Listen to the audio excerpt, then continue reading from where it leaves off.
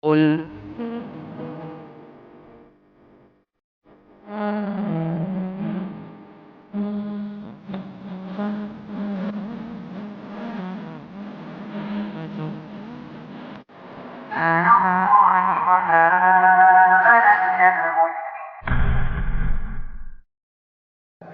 Bismillahirrahmanirrahim. Assalamualaikum warahmatullahi wabarakatuh. Alhamdulillahirabbil alamin. Hamdan katsiran thayyiban mubarakan fi kama yuhibbu rabbuna wa yarda. Wa asyhadu an la ilaha illallah wahdahu la syarikalah wa asyhadu anna Muhammadan abduhu wa rasuluh. Allahumma shalli ala nabiyyina Muhammad wa ala alihi washabbihi wasallam. Sekarang serial kedua atau sesi yang kedua dari bahasan ke-19 dari Firqatun Najiyah. Kita lihat judulnya hukum hanyalah milik Allah. Ini penting dipelajari biar nggak jadi khawarij, biar nggak ngebom sana sini, biar nggak jadi ISIS. Tahu ISIS kan?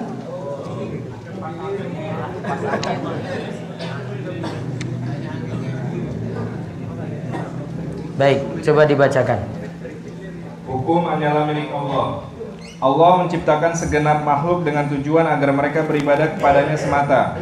Allah mengutus para rasul untuk mengajar manusia dan menurunkan kitab-kitab kepada mereka untuk mereka jadikan pegangan hukum yang benar dan adil bagi mereka. Hukum-hukum tersebut terkandung di dalam ayat-ayat Al-Quran dan hadis Rasulullah SAW yang meliputi aturan tentang ibadah, muamalah, akidah, perundang-undangan, politik, serta berbagai permasalahan manusia lainnya. Satu. Nah, lihat, Allah mengutus para rasul untuk mengajar manusia, lalu turunkan kitab-kitab kepada mereka untuk dijadikan pegangan hukum. Pegangan hukum yang benar dan adil bagi mereka. Berarti di sini ada kitab-kitab diturunkan sekaligus punya kandungan hukum. Nah, kita lihat nanti di sini pembahasannya ada hukum dalam masalah akidah, dalam urusan ibadah, dalam urusan muamalah, hudud, qisas, dan yang berhak menetapkan syariat itu siapa. Ada sampai 5 poin. Monggo dibaca. 1. Hukum dalam masalah akidah. Yang pertama sekali didakwakan oleh para rasul kepada manusia adalah urusan pembenahan akidah dan mengajak mereka kepada tauhid. Nabi Yusuf misalnya, ketika berada di dalam penjara, dia mendakwahkan tauhid kepada 2 orang yang sama-sama di penjara. Ketika keduanya menanyakan tabir mimpi, sebelum menjawab pertanyaan keduanya, dia berkata, "Wahai kedua penghuni penjara, manakah yang lebih baik, Tuhan-Tuhan yang bermacam-macam itu, ataukah Allah yang tunggal lagi maha perkasa? Tuhan-Tuhan yang selama ini kalian sembah itu tidak lain hanyalah nama-nama sesembahan warisan nenek moyang kalian, yang sama sekali tidak ada perintahnya dari Allah. Padahal hukum ketetapan hanyalah milik Allah semata.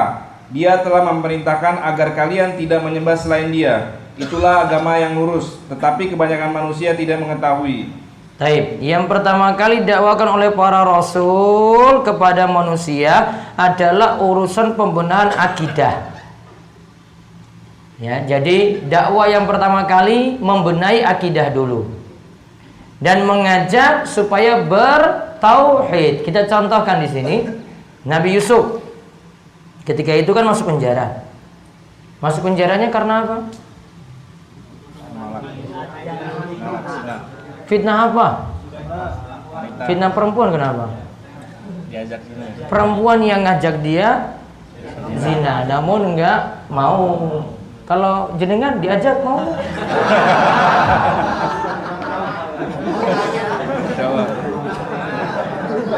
Perempuan yang ngajak loh ini. Pintu-pintu sudah tertutup. Ayo meneh coba. Cuma astagfirullah aja di sini. Udah tahu iman bisa selamat apa enggak? Karena Allah yang bisa selamatkan. Nah, Nabi Yusuf terfitnah di situ, ya. Akhirnya dia memilih untuk dia akhirnya di penjara. Nabi Yusuf di situ bertemu dengan 2 orang yang sama-sama di penjara. Ketika itu menanyakan tentang tabir mimpi. Sebelum menjawab pertanyaan keduanya, dia berkata, "Ya sahibai sijni, wahai kedua penghuni penjara.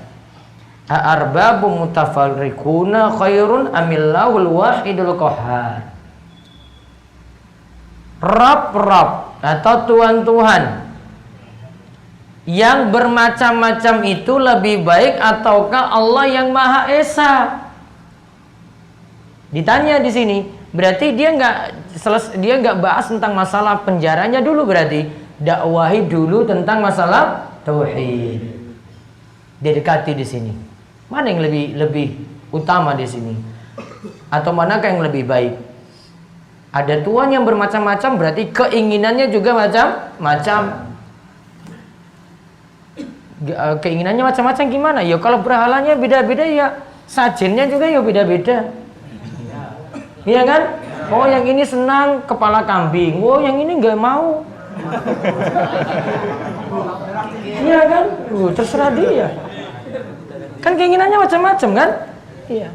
Berhala itu keinginannya macam-macam. Oh ini maunya apa? Ini maunya apa? Ini maunya apa? Apakah Allah yang satu saja, yang memerintahkan cuma satu untuk beribadah padanya?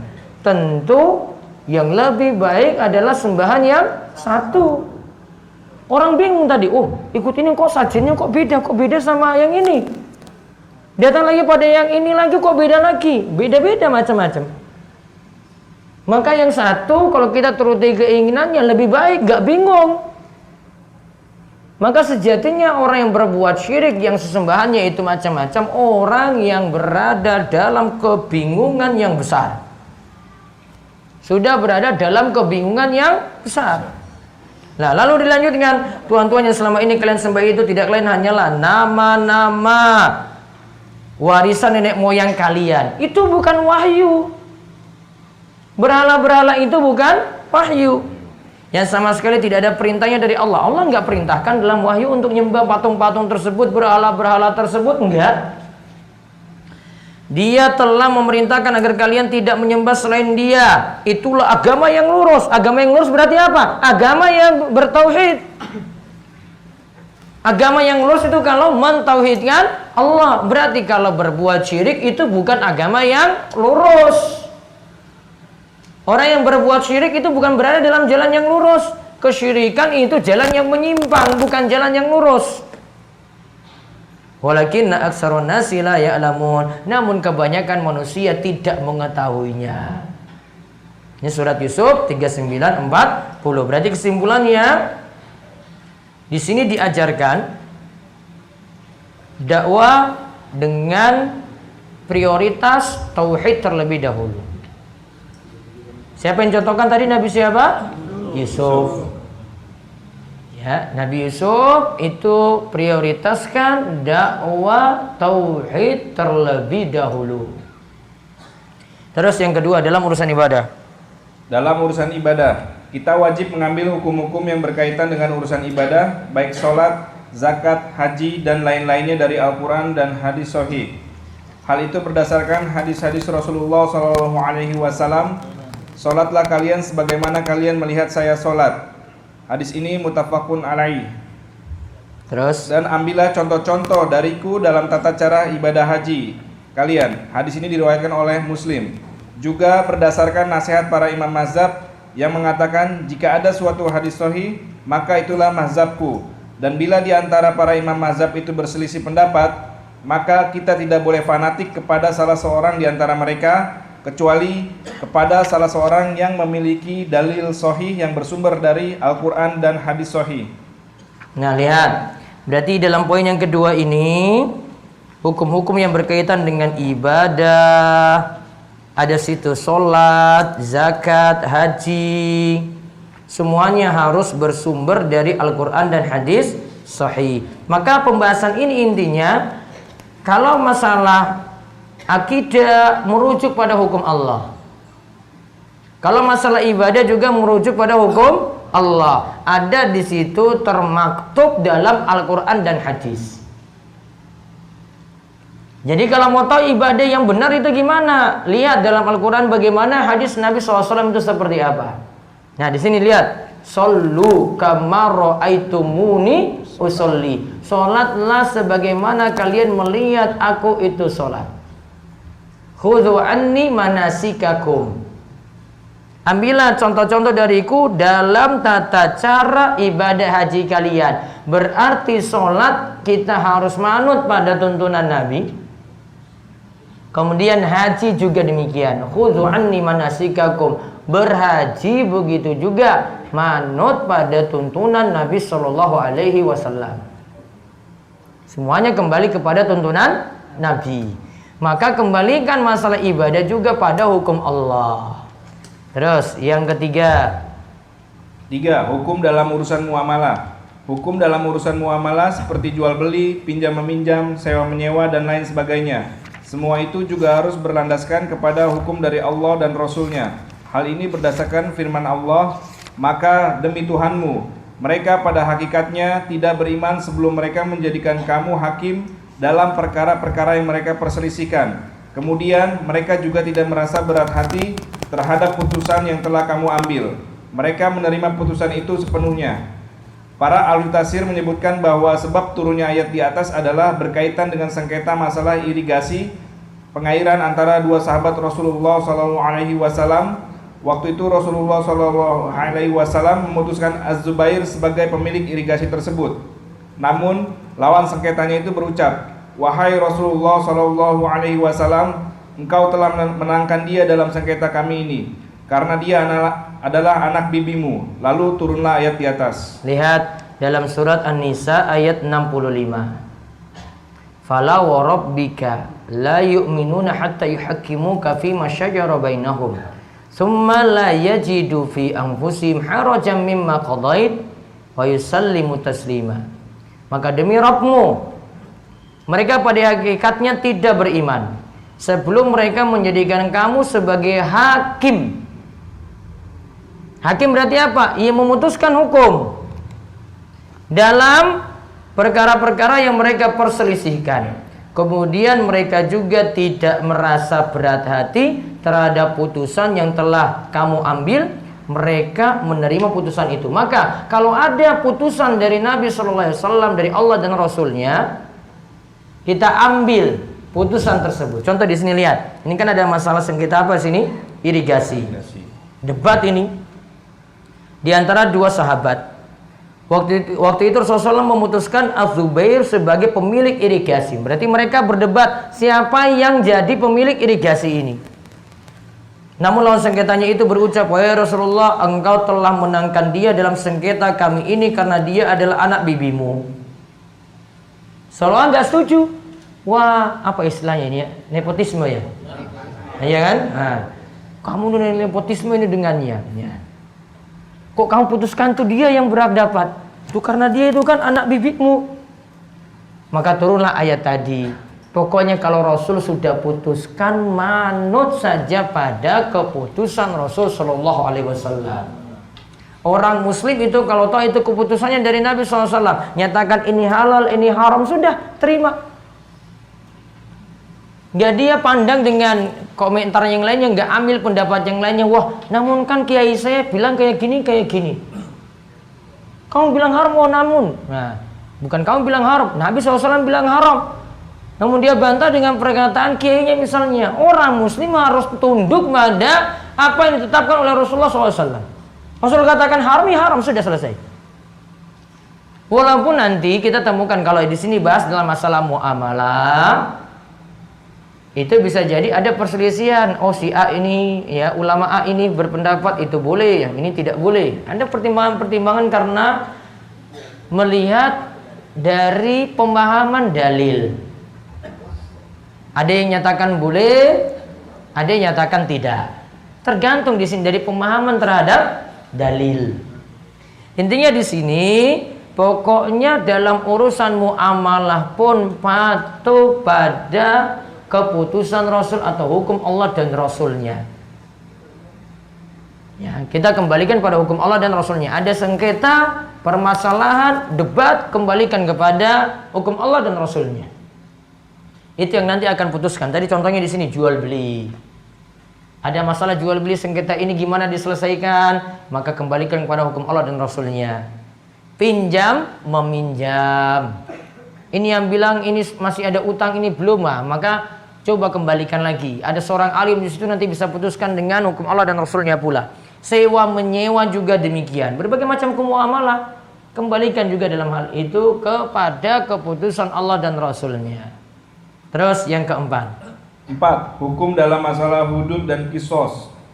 Hukum-hukum yang berkaitan dengan urusan hudud dan kisos ini juga harus bersumber dari Allah dan Rasulnya. Hal ini berdasarkan firman Allah, dan telah kami tetapkan untuk mereka di dalam kitab Taurat itu bahwa penghilangan jiwa harus dibalas dengan jiwa, mata dengan mata, hidung dengan hidung, telinga dengan telinga, gigi dengan gigi, dan pelanggaran yang menyebabkan luka-luka pun ada kisosnya. Barang siapa melepaskan hak kisosnya itu, maka berarti terlepaslah tanggungan kisosnya bagi si pelaku pelanggaran. Barang siapa tidak memutuskan perkara menurut apa yang ditetapkan oleh Allah, maka mereka itu adalah orang-orang zalim. Quran Surat Al-Maidah ayat 45. Lihat keterangan dulu di catatan kaki nomor 8. Hudud adalah hukuman yang ditetapkan untuk memenuhi hak Allah. Yang maksudnya tidak lain adalah demi terjaganya kepentingan dan kemaslahatan umum. Kisos adalah hukum bunuh sebagai balasan dari seseorang yang telah membunuh orang lain. Berarti kisos itu bunuh dibalas dengan bunuh. Kalau hudud atau hukuman had ini untuk tindakan-tindakan kriminal. Kalau disebutkan hukuman had itu berarti punya hukuman tertentu. Misalnya hukuman had bagi pelaku zina dirinci. Bagi yang bujang, kalau berzina hukumannya apa? Dicambuk berapa kali? 100 kali. Itu had itu namanya. Hukumnya sudah ada ketetapan tertentu. Kalau dia sudah menikah, kemudian selingkuh berzina, apa hukumannya? Rajam. Sampai kapan? Sampai mati. Maka itu namanya hukuman had. Sudah ada hukuman tertentu. Orang yang nuduh wanita yang baik-baik itu berzina, kena hukuman qazaf. 80 kali cambukan. Itu namanya hukuman had. Punya jumlah hukuman tertentu. Kadar hukuman tertentu. Sekian, sekian, sekian. Ya, hukumannya apa ditetapkan. Nanti kalau tidak ada masalah-masalah baru, bisa jadi ditetapkan dengan hukum yang sudah berlaku, hukuman had yang sudah ada, atau terserah dari hakim untuk putuskan hukumannya seperti apa. Nanti dikenal dengan hukuman takzir, peringatan. Dan sesuai dengan hukumannya itu kayak bagaimana.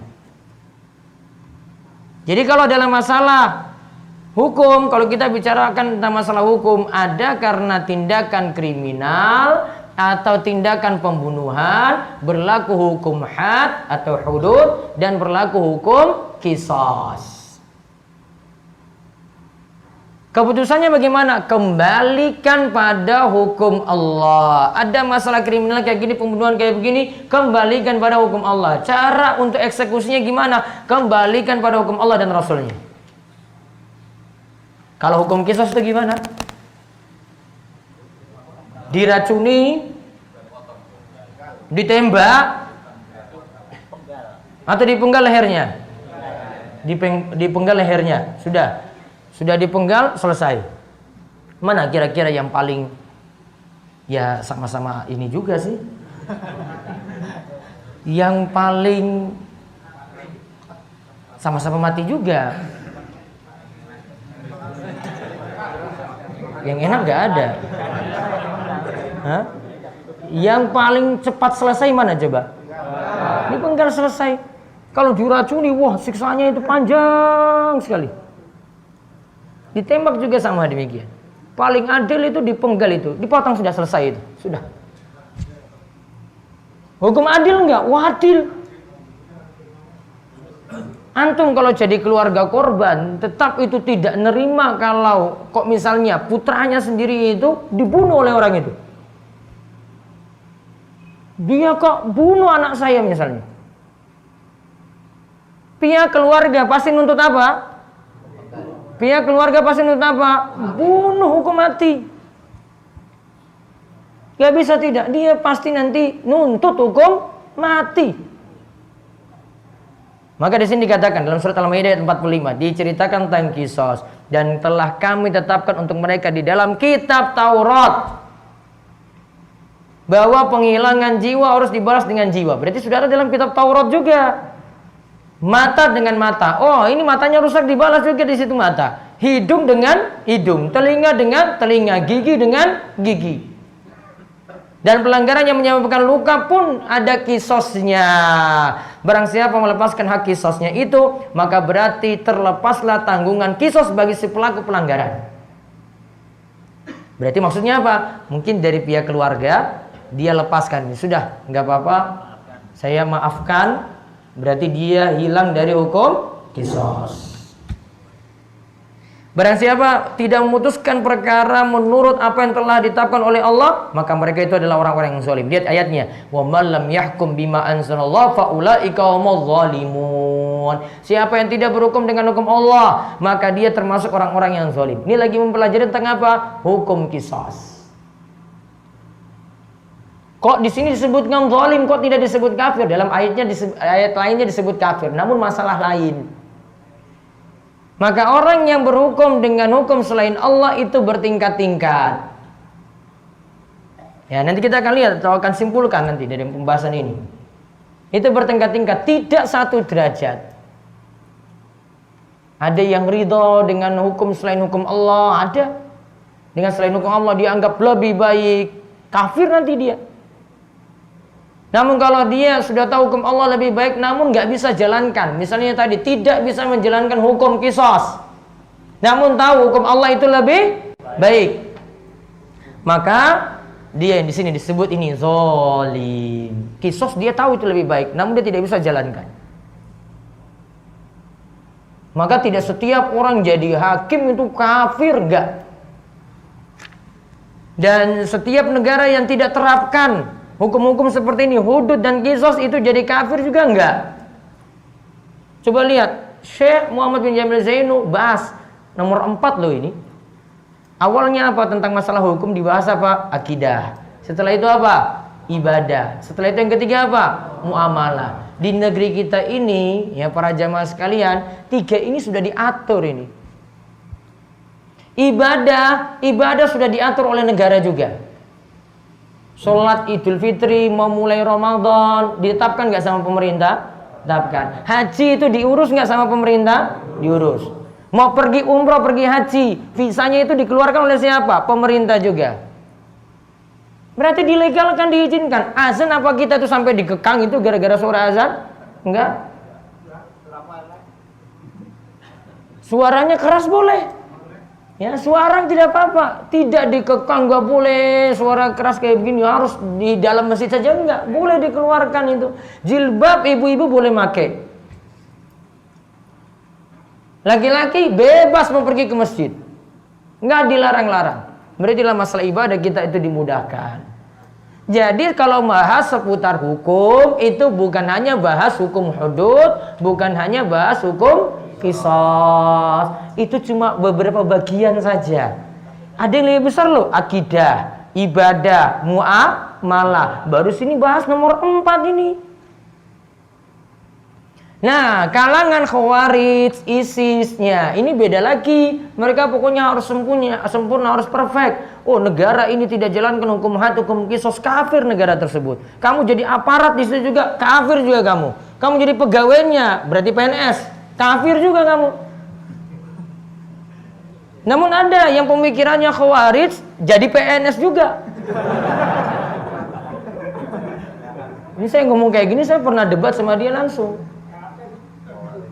Dia jadi PNS loh. Saya langsung cari nomor HP-nya, saya telepon. Kamu copot aja itu PNS-mu. Kamu kok kafir-kafirkan pemerintah kayak begini? Kalau kamu nggak ini loh, kejar terus ini. Dia jelek-jelekan pemerintah, kafir-kafirkan pemerintah. Saya tanya balik, kamu nganggap pemerintah itu apa? Kafir apa bukan? Dia nggak mau jawab. Kamu jangan kejar-kejar saya dong, Ustaz. Enggak, kamu nganggapnya apa? Kalau nganggap kafir, copot itu seragammu. Enggak gentle kamu itu. Terus gajimu kamu gimana coba? Wah, saya nganggap gaji saya ini harta rampasan perang.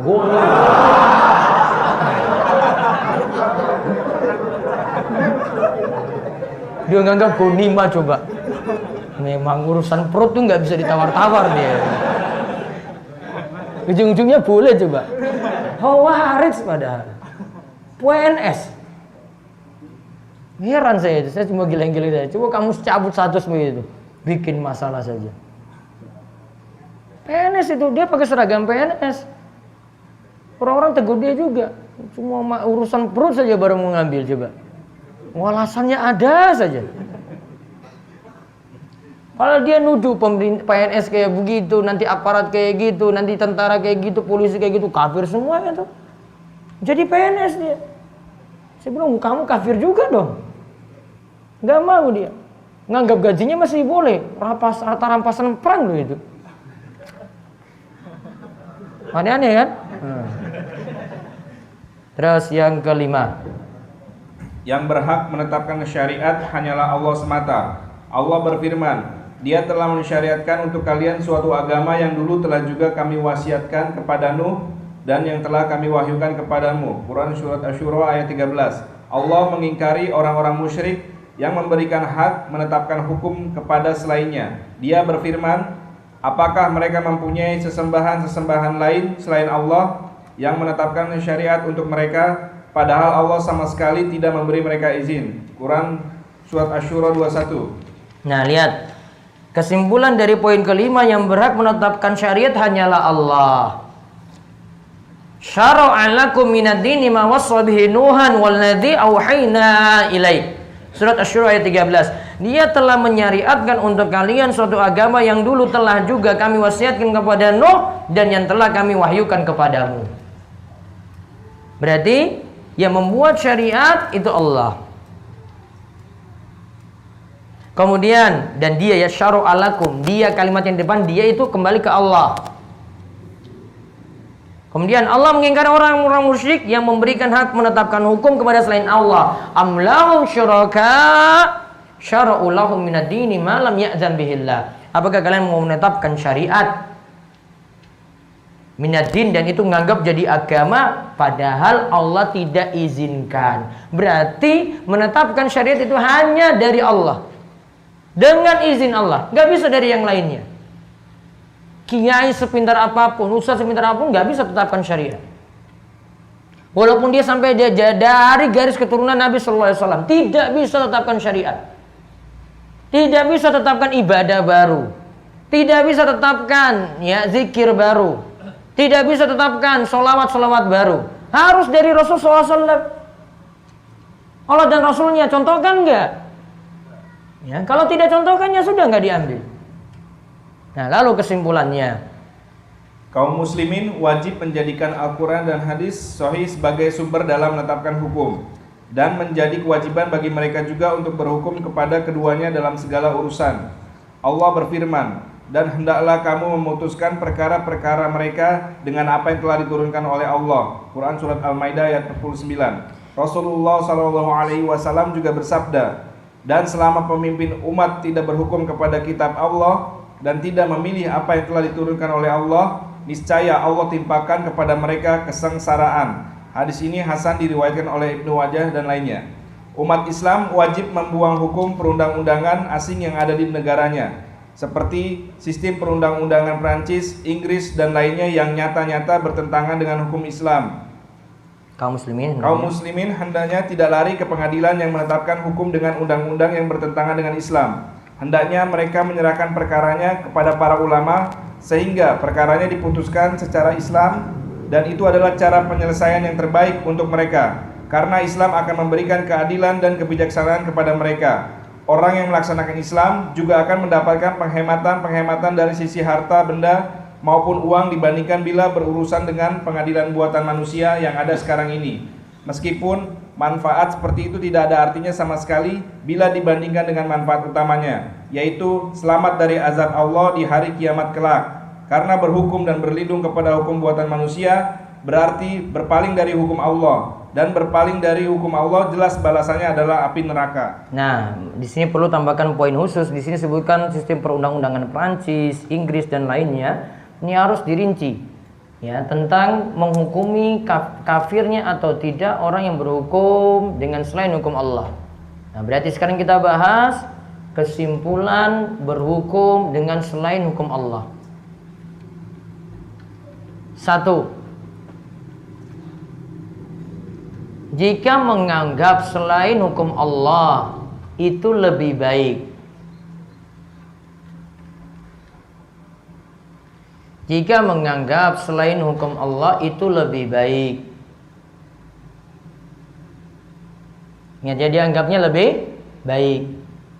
Lebih baik daripada hukum Allah.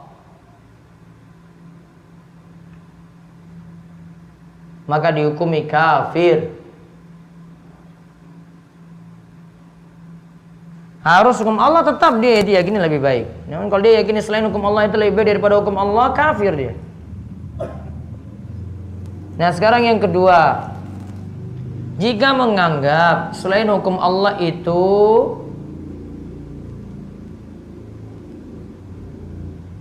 kalah dengan hukum Allah. Kalah dengan hukum Allah.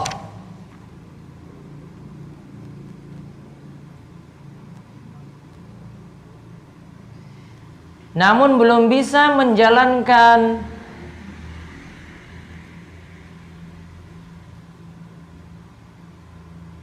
belum bisa menjalankan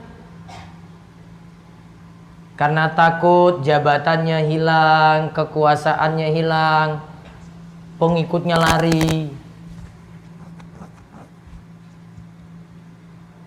ya, pendukungnya lari, maka dihukumi kufrun duna kufrin. Maka dihukumi kufrun duna kufrin.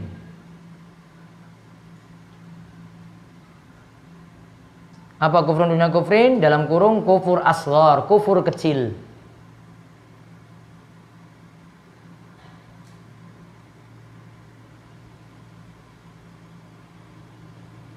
Nah, terus keadaan negara kita bagaimana? Yang pertama atau yang kedua? Nggak usah diurus. Kamu nanti mikir-mikir kafir atau enggak ini ya. Pak Jokowi ini kayaknya kafir dia ini. Gitu. Nggak usah diurus. Sudah kamu jalani ilmu, tolabul ilmu bagaimana, belajar terus. Makin rakyatnya baik, di atasnya makin baik. Ya, makin belajar baik, di atasnya makin baik. Rakyat itu cerminan, di atasnya itu seperti apa. Jadi pemimpin itu cerminan dari rakyatnya sendiri. Pingin pemimpin itu kayak Rasul Abu Bakar, pingin kan? Umatnya siapa dulu? Ya, umatnya Abu Jahal, Abu Lahab, ya sudah ya pemimpinnya kayak begitu. Mau berharap pemimpinnya bagus, mau saya pingin pemimpin saya seperti Rasul Abu Bakar, Umar, Utsman, Ali. Pernah ada yang negur Ali itu? Ali, kok di zamanmu ini kok serba rusak semuanya? Di zaman Rasul itu nggak pernah seperti itu. Kami itu bahagia di zaman Rasul. Ali balas. Dulu di zaman Rasul, ya, rakyatnya kami ini, para sahabat Abu Bakar, Umar, Utsman, Ali. Sekarang di masaku ini rakyat itu kamu ini. Ya kayak gitu jadinya. Rakyatnya protes pada Ali. Ali balas lagi. Lihat dulu di zaman Rasul siapa jadi rakyatnya. Iya kan? Rakyatnya Abu Bakar coba, Umar, Utsman, Ali. Iya pemimpinnya Rasul sallallahu alaihi wasallam. Di zamanmu gimana coba? Sudah, nggak usah dibahas. Perbaiki diri aja. Nggak usah bahas-bahas sedikit. Wah, bahas ini gimana nih cara menggulingkan ini. Wah, ini gimana cara ganti ini. Wah, sampai kayak begitu. Aparat keamanan saja bingung itu sekarang itu. Kita santai-santai aja, gak usah ikut itu. Status bisa netral aja gitu. Nggak usah sibuk-sibuk kayak gitu. 2019 ganti status saja. Wes, kaosnya ada di bawah sana. Apa mau ganti 2018? Tak ganti itu, 2018 ganti status. Kau mikir terlalu panjang lebar, sudah santai. Antum nggak ngurus itu, hidup lebih tenang itu. Santai, saya cuma mikir pakan, mikir sapi, mikir sawah. Wah, enak banget itu simbah-simbah hidup. Tanya sama simbah-simbah coba itu. Gimana Pak? Bapak pensiun gimana? Tenang toh? Tenang, enak banget. Kau mikir yang ini, mikir ganti. Wah, tanya itu simbah-simbah itu bahagia sekali itu. Nggak pernah lihat status kayak gituan coba. Tenang sih hidupnya. Oh, besok ini pakannya sudah siapa belum? Cari pakan coba. Ngarit lagi. Wah, paling enak itu. Paling enak sekali, paling bahagia. Jadi pada sekarang, statusmu cuma gitu, mikir itu saja. Nggak usah ikut-ikutan. Nyantai aja, tolabul ilmi saja. Tauhid saja masih belum benar loh. Iya kan? Tauhid saja masih belum benar itu, masih belum lurus. Mikir yang tinggi-tinggi nanti. Ya, masalah kekuasaan atau akidah nanti di bahasan ke-20. Ya, kita menjawab pertanyaan dulu, baru break sebentar, baru lanjutkan bahasan ke-20. Sedikit saja bahasan ke-20 itu.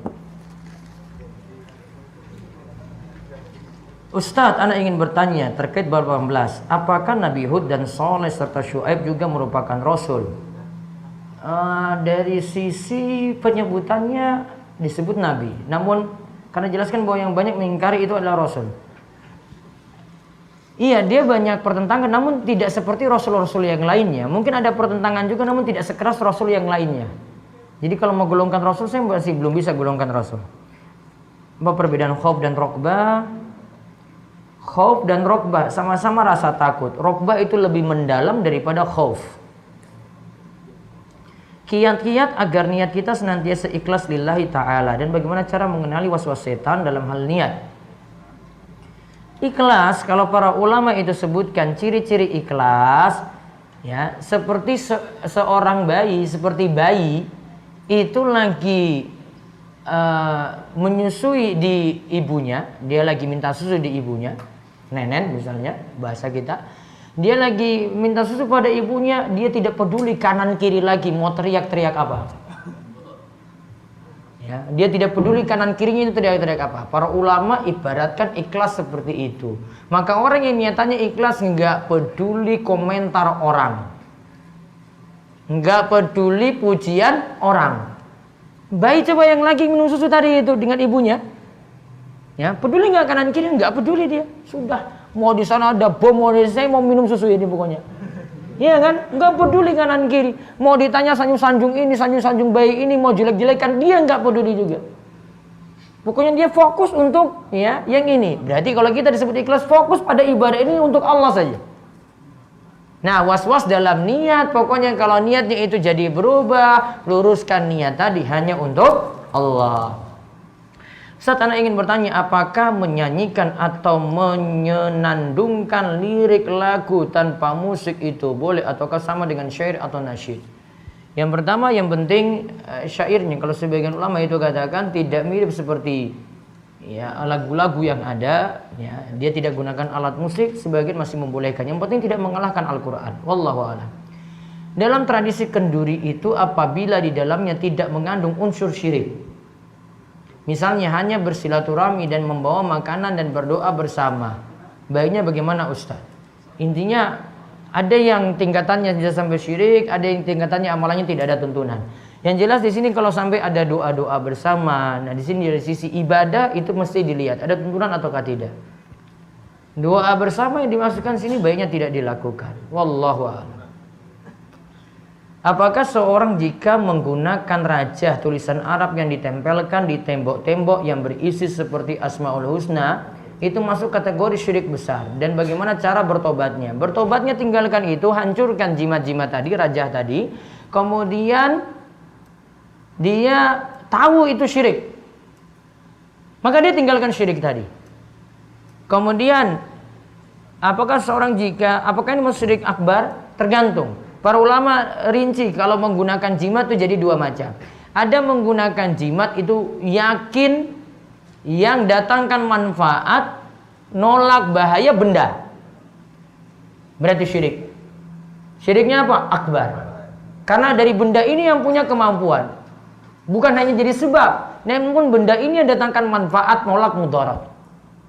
Namun kalau keyakinannya itu jadi sebab, namun sebabnya ini tidak syar'i karena tidak ada bukti eksperimen atau tidak ada bukti dari dalil, maka dihukumi syirik asghar. Mau tanya bagaimana sikap kita jika seseorang yang mengecap pada pendakwa dengan cap Wahabi adalah guru kita sendiri? Bagaimana sikap kita sebagai siswa? Ya, anggap berlalu saja begitu. Mau kamu bela juga ya sudah biasa dicap kayak begitu. Ya. Kecuali kalau dia difitnah, fitnah beda. Kalau dia difitnah dengan tuduhan yang nggak benar, ya dibela di situ. Kalau cuma gelar kayak begini aja berlalu saja begitu. Sebagaimana pembahasan di sini. Bagaimana caranya mensyukuri yang sedikit? Berarti qanaah. Qanaah ini ada jika pertama dia meyakini takdir terlebih dahulu. Dia tahu takdir ini baik untuk dirinya, pantas Allah beri dan itu pasti adil. Kalau tahu seperti ini Allah beri sedikit, maka pasti dia syukuri. Cara mensyukuri yang sedikit berarti dari memahami takdir terlebih dahulu. Terkait julukan Wahabi, apa orang yang menggunakan cap Wahabi kepada dakwah tauhid dapat terkena ancaman ayat? Katakan apakah terhadap Allah, ayatnya dan Rasulnya kalian berolok-olok? Bisa jadi. Namun ini bukan cap pada Rasul langsung, ayat-ayat langsung, namun pada orang, maka tidak termasuk pada ayat tersebut. Wallahu a'lam. Di masyarakat saya situasinya Islamnya minoritas, 70% Nasrani. Dan masyarakat di sana sangat bercampur baur dalam hal beragama. Yang Islam ikut-ikutan kegiatan Nasrani dan sebaliknya. Dan masyarakat sulit untuk diajak ibadah. Jamaah masjid cuma 2 orang. Berarti harus ada dai di situ. Siapa yang jadi dai? Enggak perlu datangkan dari luar jauh-jauh. Antum belajar baik-baik, pulang untuk dakwai masyarakat sendiri. Kalau harap orang lain enggak punya waktu nanti. Antum belajar baik-baik, bisa persiapkan ilmu dengan baik, ya nantinya bisa dakwah di masyarakat sendiri. Harap-harap ustadz untuk datang sulit. Dari antum sendiri terlebih dahulu. Apakah no isbal berlaku umum atau hanya ketika sholat? Tidak, isbal berlaku umum ketika sholat maupun tidak sholat. Karena hadisnya umum. Ma asfala minal ka'bain minal izar fa finnar. Segala sesuatu yang turun di bawah mata kaki maka tempatnya itu di neraka. Baik itu ketika sholat maupun di luar sholat. Dosen saya bilang kalau memang Al-Quran tidak boleh dijadikan jimat, berarti Rasulullah juga tidak boleh membacakan surat Al-Falaq untuk melindungi dirinya. Yo beda. Al-Falaq baca untuk melindungi diri, dalilnya dari Rasul. Orang pakai ayat Al-Quran untuk jimat, Rasul nggak pakai. Beda itu. Kita baca Al-Falaq, An-Nas, Al-Ikhlas, Al-Falaq, An-Nas itu untuk melindungi diri. Siapa yang mengajarkan? Rasul SAW mengajarkan. Dan Rasul itu bawa wahyu. Dan kalau pakai jimatnya berupa ayat-ayat Al-Quran, Rasul nggak ajarkan. Ini dia gantung di sini, tulisannya di sini, Qul a'udzu birabbil falaq dan seterusnya. Pakai di sini jimat. Rasul nggak pernah ajarkan. Kalau tahu ajarkan, Hasan Husain sudah disuruh pakai sejak dulu. Wah Hasan Husain kamu mau dilindungi nih dari ain, dari mata hasad, pakai itu, pakai jimat dari Al-Quran. Nggak pernah itu, nggak ada ceritanya. Kalau ada ceritanya pasti sudah tahu kita itu. Paling ada bahasa Arab cerita, wah itu Hasan Husain pakai jimat itu dari Al-Quran. Nggak ada. Pembahasan jimat dari Al-Quran nanti ada pembahasan tersendiri. Bagaimana jika ustadz yang jarang mendakwakan tauhid dengan alasan sudah banyak yang mendakwakannya? Bagaimana memulai dakwah tauhid? Yang jelas bisa saja orang itu mulai dengan dakwah apapun. Dia ajarkan fikih, dia ajarkan ibadah, dia ajarkan Al-Quran. Yang penting nanti singgung tentang masalah tauhid. Yang masalah itu, ini kan sudah disinggung di bab sebelumnya sebenarnya. Yang masalah jika orang sudah paham pentingnya dakwah tauhid, takut umatnya lari, nggak mau dibicarakan masalah tauhid. Itu yang masalah. Wah, saya takut nih, jangan bahas masalah tauhid. Nanti jamaah saya lari. Itu malah salah. Dia bawa materi apapun, nanti ujung-ujungnya bisa bawa tauhid, bagus. Diselipkan di situ. Gak mesti harus monoton. Wah, ayo kita ngaji Firqatun Najiyah, kitab tauhid. Wah, berat sebagian orang. Lari nanti, wah kitab tauhid, wah itu kan kitabnya Wahabi itu. Lari. Coba kalau kamu bahas fikih, ujung-ujungnya coba pembahasan tauhid, enak gitu. Ya, pembahasan ujung-ujungnya pembahasan tauhid lagi, singgung lagi tauhid, bisa. Dia bahas misalnya tentang masalah, ya anak-anak muda, singgung lagi masalah tauhid, bisa juga.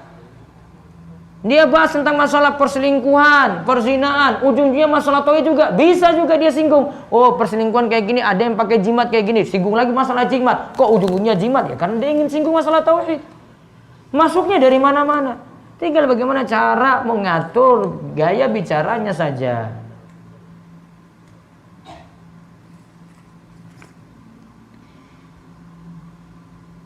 Hukum nyoblos pemilu presiden, apakah kita mendukung togut kalau kita nyoblos? Saya sudah sebutkan ada fatwa ulama tentang masalah ini. Ya, ada yang bolehkan, ada yang tidak bolehkan, ada yang melihat maslahat di situ. Intinya kalau saya sendiri masih boleh nyoblos. Ya. Namun kalau untuk jadi calon gimana? Mendingan nggak usah. Kalau untuk nyoblosnya dia tergantung pilihan dia. Dia lihat situ ada yang maslahat, biar suara nanti tidak hilang untuk kaum muslimin, dia nyoblos ketika itu. Karena mana nggak ada maslahat. Antara syekh, wah ini nggak usah singgung si itu ya nanti nganu ya nanti. Apa urutan-urutan yang paling baik dalam belajar Islam setelah akidah?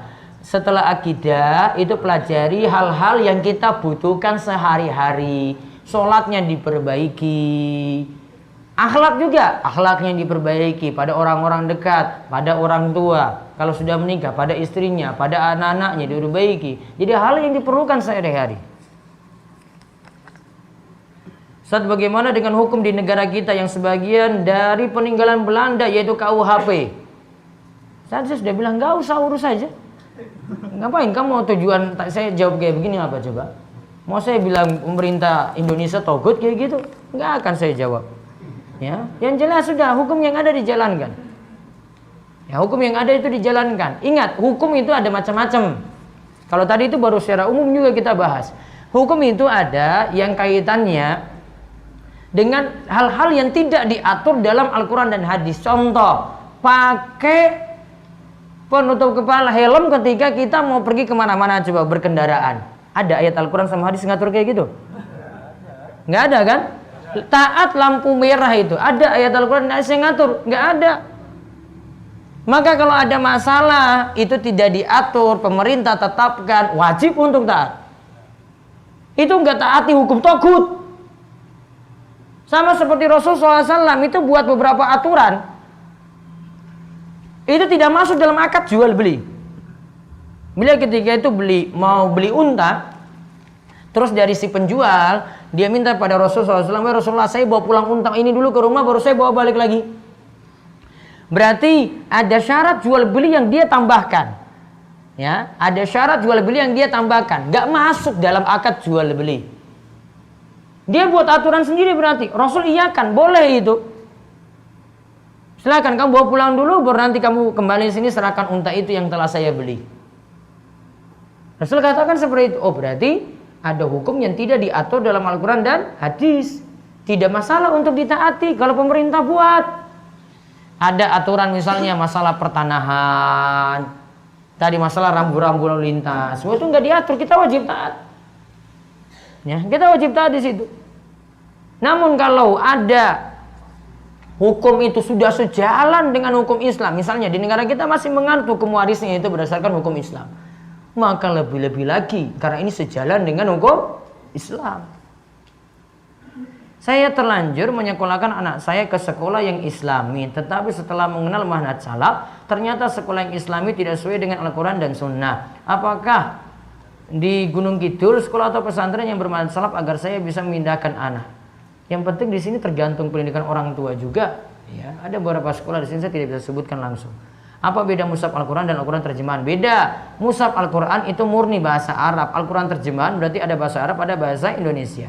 Apakah wanita haid boleh membaca Al-Quran terjemahan? Boleh. Karena Al-Quran terjemahan bukan mushaf dan tidak termasuk dalam larangan. La yamassul Quran illa tahir. Tidak boleh menyentuh mushaf Al-Quran kecuali orang yang suci.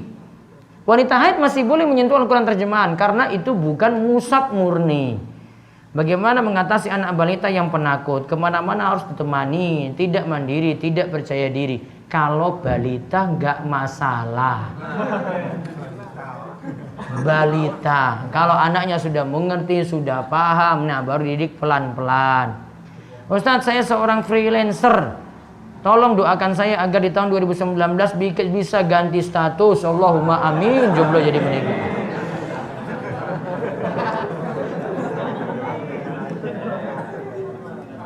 Bagaimana bertobat dari dosa khawarij? Apa harus bersyahadat lagi? Tidak. Antum tobat saja, dalami ilmu dengan baik. Pemikiran khawarij dibersihkan dari pikiran antum.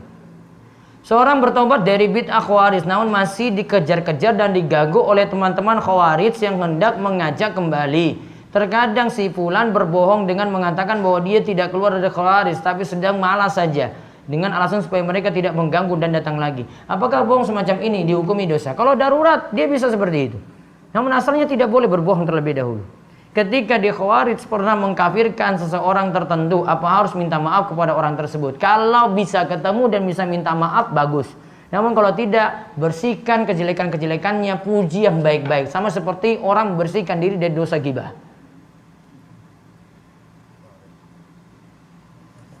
Bagaimana tahapan-tahapan hukuman kisos yang sudah diterapkan di Saudi Arabia? Pengadilan dulu, masuk pengadilan masalahnya.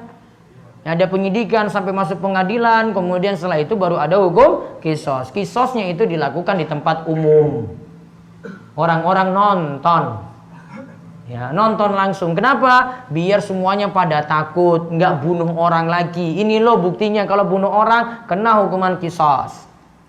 Itu ada depan mahkamah, ada masjid. Biasa kalau di Jeddah itu ada jamaah umroh itu biasa disebut dengan masjid kisos. Nah itu biasanya eksekusinya di situ, mau penggal, mau rajam, mau cambuk di situ dilakukan. Ustadz, kalau Nuh itu Rasul pertama, kalau Nabi Adam itu Nabi yang pertama, beda. Kalau Nabi diutus untuk kaum sejalan, bagaimana dengan Nabi Samuel pada Bani Israel? Wallahu a'lam, saya belum tahu sejarah Nabi Samuel. Apakah hukum kisah juga diberlakukan bagi orang yang tidak sengaja? Hukum bagi yang tidak sengaja itu ada hukuman sendiri. Nanti ujung-ujungnya diat. Kalau benar-benar tidak sengaja. Wallahu a'lam, kita istirahat dulu 10 menit, break. Nanti lanjut lagi bahasan ke-20 sebelum sholat zuhur.